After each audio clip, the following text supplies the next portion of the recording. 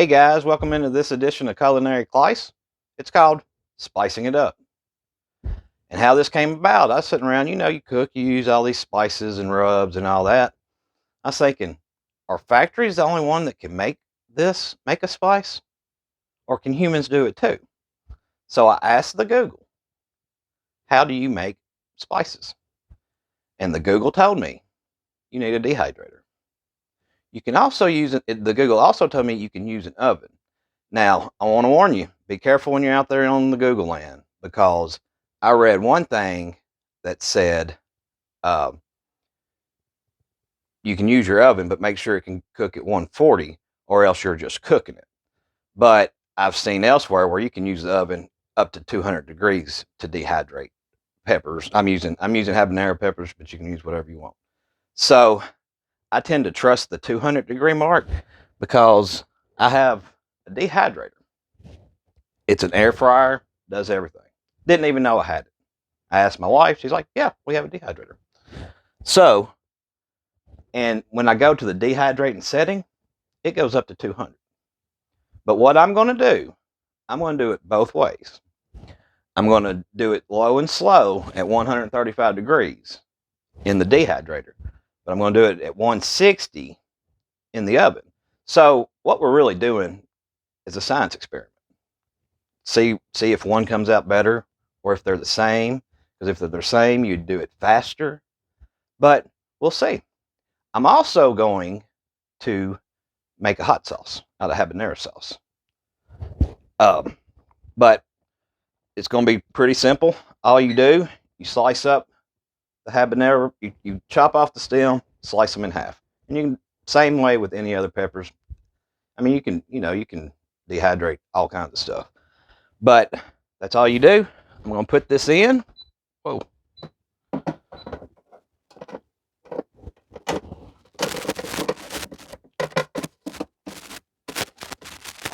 Bear with me. All right, got that. I got two of these. I'm not going to show you the oven. I'll probably use the oven one to show you how to break it down and all that. But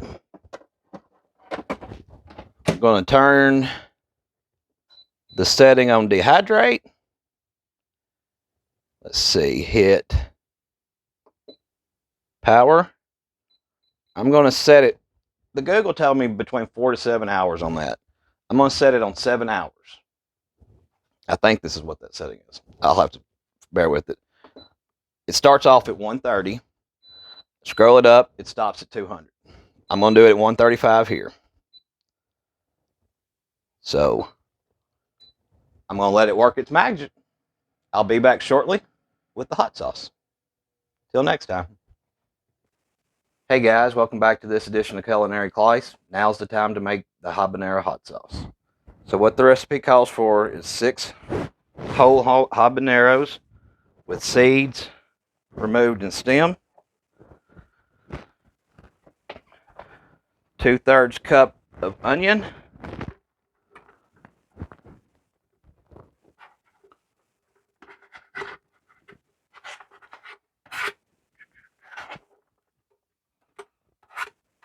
not all of it's making it, but whoa, that was bad. I could have done a little better prepping than that. And it calls for 8 cloves of garlic, but I'm going to use minced garlic, so I'm going to use 4 tablespoons of minced garlic, and for 2 reasons. I'm not big. If you ever dealt with garlic, it's kind of a pain to cut up. But 2, you're supposed to use water to help thin it and get it started. So this has the water to get it started. Then I'll probably add during the cook.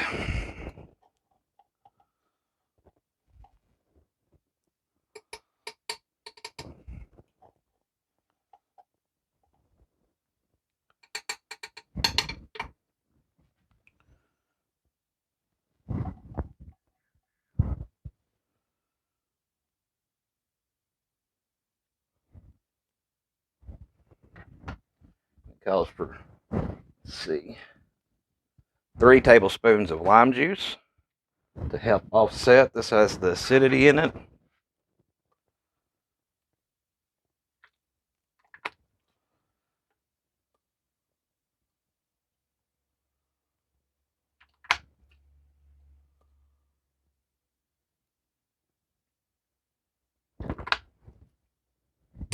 3.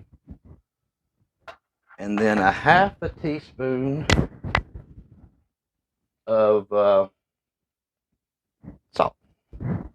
It calls for sea salt, but I'm using Himalayan, pure Himalayan ancient sea salt, so I am using sea salt. I'm not sure if all blenders have this setting, but mine has a sauce setting. It should already be set to it. Let's see, it goes like this.